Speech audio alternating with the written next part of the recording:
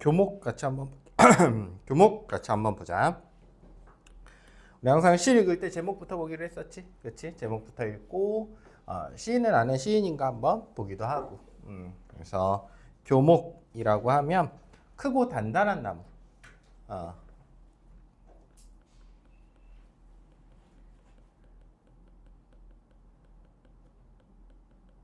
를 의미해. 제목만 봐서는 뭐 나무에 대한 이야기인가? 뭐 물론 중심 소재가 나무이기는 하지만 나무에 대한 어떤 이야기인지 잘 모르겠어. 그치? 그런데 시인 이름을 보자마자 우리는 알 수 있을 것 같아. 정말 중요한 시인들 중에 하나이지. 왜냐면 우리가 자주 만나게 되니까 고등학교 시절에. 그래서 고등학교 국어에서는 상당히 중요한 시인이다라고 생각하고 꼭 외워뒀으면 좋겠어. 우리 윤동주 시인과 마찬가지로 좀 잘 알아뒀으면 좋겠다 싶은 시인이야. 윤동주 시인은 어제 배우기는 했었지만 되게 조금 현실적인 고민. 내가 이렇게 편하게 살아도 되나? 당연히 누군가는 할 수 있을 법한. 그런데 이렇게 사는 게 과연 맞을까? 라는 고민을 통해서 결과적으로는 이렇게 살면 안 되겠구나. 내가 뭐라도 해야겠구나. 결국은 내적인 갈등을 통해서 철저한 자기 반성, 그리고 그것에 이어지는 결론이 되게 시에 많이 나타난다라고 하면, 이육사 시인의 시를 우리가 만나게 되면 정말 강인한 저항 정신, 절대로 굽히지 않겠다는 나의 마음, 이런 것들이 막 느껴지거든. 그래서 조금 결이 달라. 이육사 시인은 방금 얘기했지만 윤동주 시인과 거의 비슷한 시기에 활동했었던 시인이고, 이육사 시인도 안타깝게도 광복을 보지는 못하고 돌아가셔. 1944년 광복되기 1년 전에 돌아가시거든. 뭐 언제 돌아가셨나 이런 게 중요한 건 아니야. 어쨌든 주요한 활동 시기가 일제강점기였고 일본의 탄압이 가장 극심하던 시절. 그때 가장 크게 저항했던 사람 중에 하나야.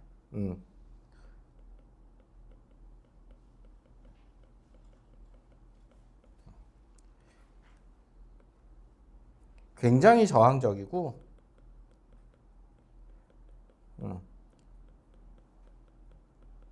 의지적이고 강인하고,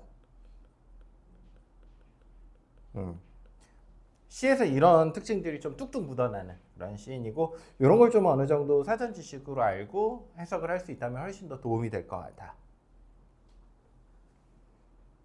실제로 이육사가 본명은 아니야. 알고 있니? 본명은 아니야. 일제강점기에 서대문 형무소에 이게 독립운동하다가 잡혀 들어가거든. 그때 이제 받았던 죄수번호라고 하지, 그거를 이제 우리가 수인번호라고 하는데, 그때 받았던 수인번호가 264번이야. 그래가지고 그거를 굉장히 자랑스러워해. 독립운동하다가 나 감옥도 갔다 왔어. 그리고 이런 시 쓰면 또 감옥 가고, 고문 받고, 너덜너덜해져서 나오고, 또 쓰고. 그래 이제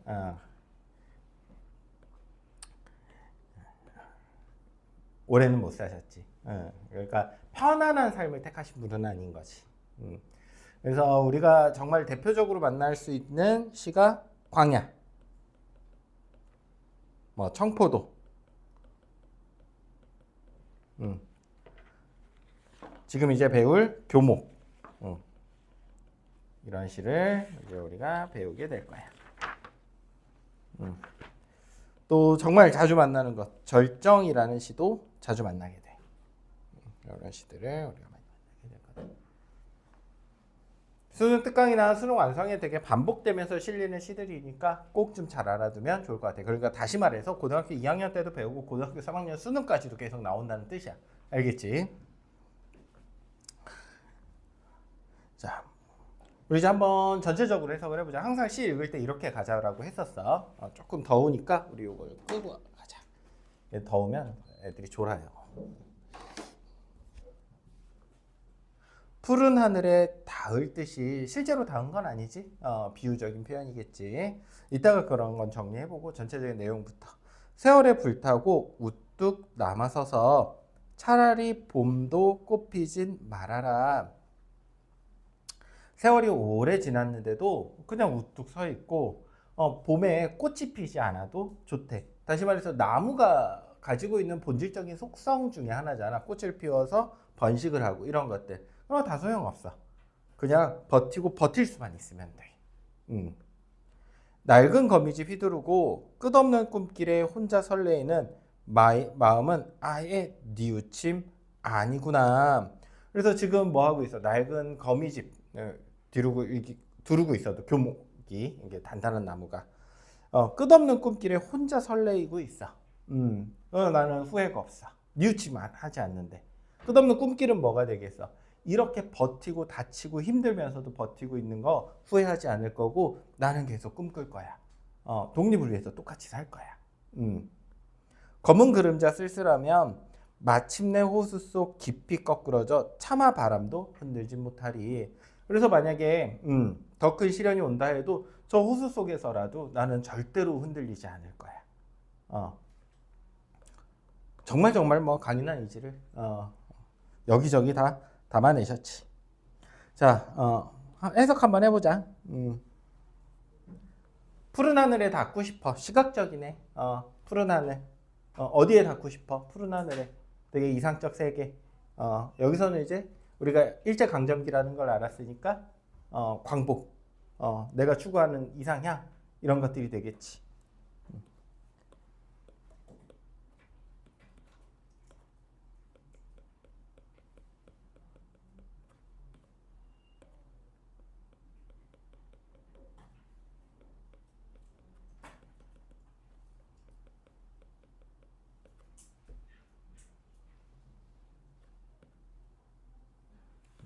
푸른 하늘은 긍정적 시연에. 선생님이 시간 주면 이런 거 하라는 거야.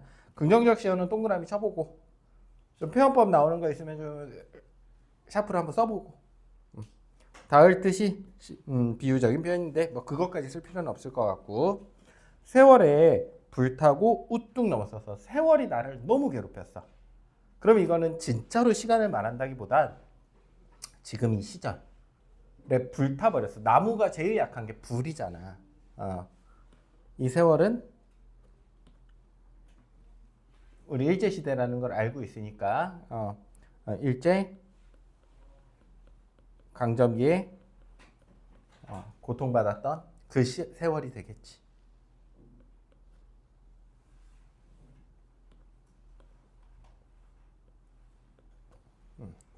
불타고 우뚝 남아서서 너무 괴로웠지만 나는 어때? 우뚝 남아서 있어.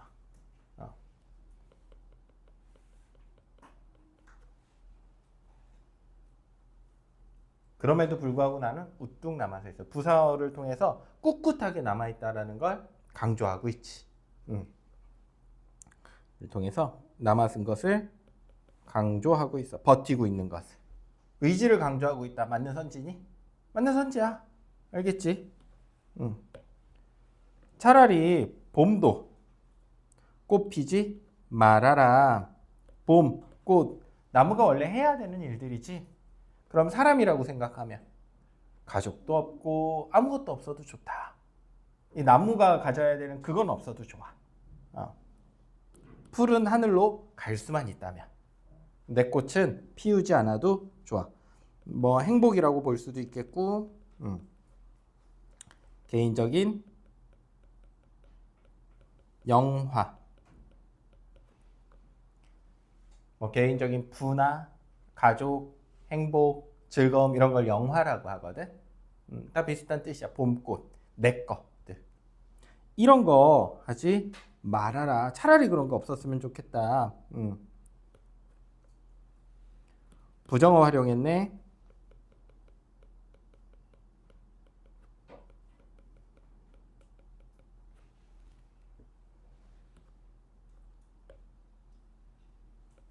또 명령어네. 부정어와 명령어를 활용해서 강한 의지를 표현하고 있다. 맞는 선지가 될 것 같아. 낡은 거미집을 휘두르고 낡은 거미집 너덜너덜해졌어. 나무에 거미줄 쳐 있으면 보기 좋니? 그렇지 않잖아. 어두운 현실, 힘든 현실들, 끝없는 꿈길에 막 설레어하고 있어요. 이 어렵고 힘들고 버티고 버티면서 막 몸몸은 만신창이가 되고 그랬는데도 불구하고 뭐 하고 있어? 끝없는 꿈길을 걸으면서 나는 혼자 설레이고 있어. 이 꿈은 뭐니까? 광복이니까. 그 생각만 하면 너무 설레요.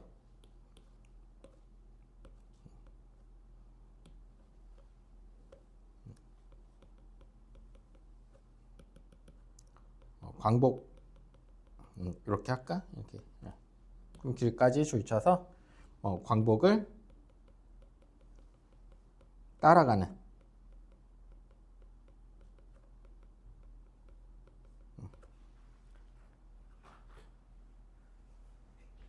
쫓다와 줬다의 차이도 잘 알아둬야 돼. 알겠지? 예. 따라가는 걸 줬다라고 그래. 알겠지? 예. 경찰이 범인을 줬다야. 알겠지? 이렇게 내보내는 게 쫓아내는 거고. 괜찮니? 혼자 설레요. 그렇게만 될 수 있다면 이 고통 다 괜찮아. 마음은 아예 뉘우침. 지금 내가 이렇게 살고 있는 거. 부귀영화 못 누리고 가족들도 힘들고 그 독립운동하면 나 혼자 괴로운 게 아니야. 가족들 다 박살나요. 네, 안중근 의사 알지 다. 예, 우리 나라 강점되기 전의 일이거든. 저기가 사살한 게. 그리고 나중에 안중근 의사 아들이 친일해. 진짜로 친일한다기보다는 너무 괴롭힘을 많이 당해. 일본 애들한테. 그럼 그렇겠지 당연히. 그러니까 그 자기 모든 것들이 다 박살나 버리는 거예요. 뭐 자기 와이프, 자식들, 뭐 부모님. 그럼에도 불구하고 그냥 이렇게 사는 거야. 그럼에도 나는 후회하지 않을 거야. 라고 써 있네. 뉘우침. 후회. 하지 않을 거야. 그래서 안중근 의사의 그 막 아들들한테 우리가 뭐 조금 비판을 하기는 좀 어려워 실제로. 그러니까 평생을 어마어마하게 괴롭힘 당하거든. 불행한 인생이지. 나라가 강해야 돼. 정상적으로 잘 돌아가고. 아니라 반복하고 있네. 반복하고 있어. 위에 말하라 밑에 아니라. 검은 그림자 쓸쓸하면 검은 그림자가 이렇게 닥쳐오게 되면 더 힘들게 되면 상황이 더 심각해지면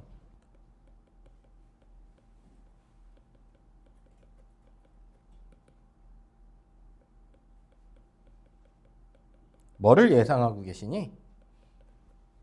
더 안 좋아지면 마침내 호수 속 깊이 거꾸로져 교목이 나인 거야 지금. 그치? 어떻게 하는데 부러져 가지고 호수 속으로 이렇게 빠져버린대. 죽음을 예상하고 있지 이미.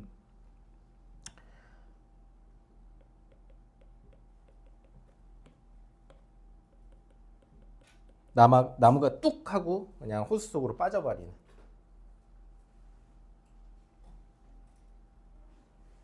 하강의 이미지, 하강적. 그렇게 되면 차마 그때부터는 내가 죽고 나면 나를 흔들 수 있는 건 있어 없어? 더 이상 없대. 차마 어떤 바람도 나를 흔들진 못하리.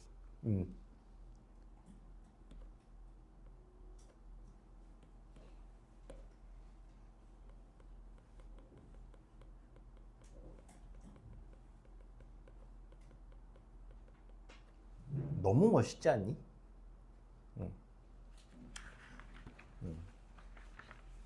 나는 이런 사람은 못 될 것 같지만 한 절반의 절반이라도 한번 따라가 보고 싶어. 자, 우리 좀 정리 한번 해보자. 우리가 문학을 배우면서 이런 것들을 배워가는 거야. 한민족의 정체성, 우리를 여기 있게 해준 사람들의 모습.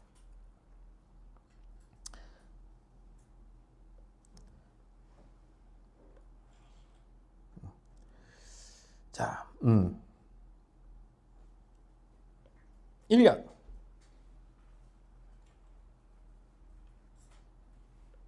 세월에 불타고 우뚝 남아서 있고 꽃이 피지 않아도 좋다고 생각하고 있지. 어려운 상황에서도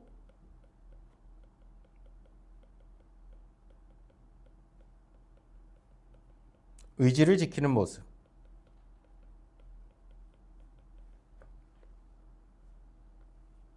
거미줄 두르고 그 끝없는 꿈길. 이 꿈길은 아까 얘기했던 개인적 영어가 아니야. 광복. 그걸 통해서 계속 걸어가겠대 그냥. 후회도 뉘우침도 없을 거야 이 길은. 왜냐면 너무 잘 선택한 길이거든. 안락을 거부하고 독립의 길.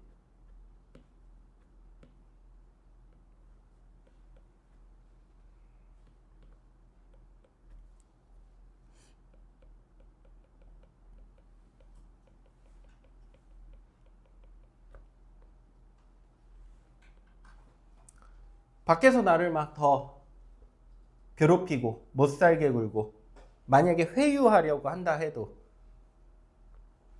어떻게 할 거야? 난 그냥 죽고 다시는 저들이 나를 흔들지 못하게 할 거야. 차라리 죽어버릴 거야. 비굴한 삶의 거부, 죽음의 불사. 죽음도 뭐 피하지 않을 거야.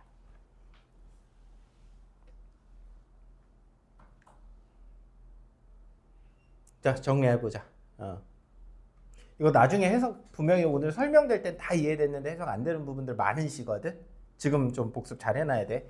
나중에 그렇게 해석 예쁘게 안 될 것 같은 거 같으면 따로 니네가 적어놔 알겠지?